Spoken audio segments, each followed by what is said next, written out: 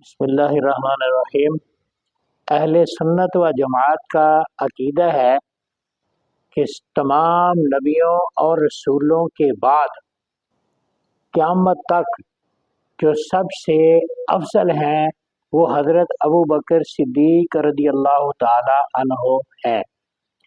حضرت ابو بکر صدیق رضی اللہ تعالی عنہ کو حضور علیہ السلام نے اپنی حیات ظاہریہ میں مصلی امامت پر فائز فرمایا۔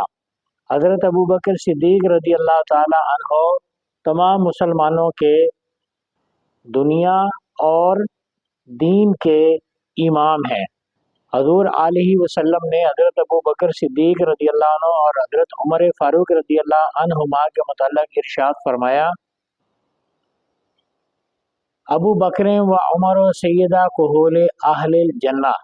ابو بکر اور عمر جوانی گزار کر جانے والے، بڑھاپے میں فوت ہونے والے لوگوں کے سردار ہیں۔ حضرت جناب سیدنا حسن اور حضرت سیدنا حسین رضی اللہ عنہما کے متعلق حضور علیہ وسلم نے فرمایا، الحسن والحسین سیدہ شباب اہل الجنہ۔ حسن اور حسین جنتی نوجوانوں کے سردار ہیں۔ اور سیدہ خاتون جنت سیدہ فاطمہ الزہرا رضی اللہ عنہا کے متعلق ارشاد فرمایا، فاطمہ تو سیدہ تو نساء العالمین، تمام جنتی عورتوں کی فاطمہ سردار ہیں۔ حضرت حوا سلام اللہ تعالی علیہا سے لے کر قیامت تک جتنی جنتی عورتیں ہیں ان کی سردار سیدہ خاتون جنت رضی اللہ عنہا ہے۔ یہ اہل سنت و جماعت کا عقیدہ ہے۔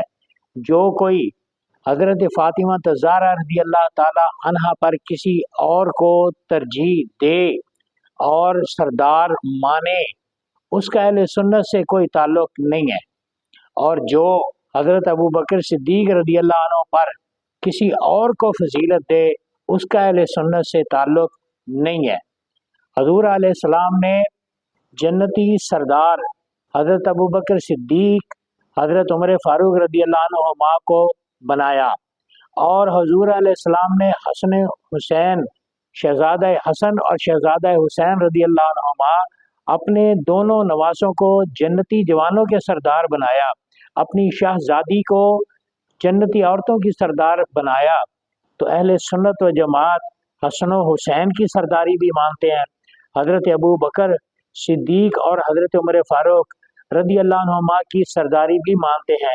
خاتون جنت رضی اللہ تعالی عنہا کے بھی اہل سنت غلام ہیں، اور یہ ساری سرداریاں اہل سنت مانتے ہیں۔ جو ان میں سے کسی کی سرداری نہ مانے وہ جنت میں نہیں جا سکتا۔ حضور علیہ الصلوۃ والسلام جنت میں تمام نبیوں کے سردار، تمام رسولوں کے سردار، ساری کائنات کے سردار۔ یہ فضیلت ہے حضور صلی اللہ علیہ وسلم کی تمام انبیاء پر، تمام رسولوں پر۔ تاجدار ختم نبوت زندہ باد، زندہ باد، زندہ باد۔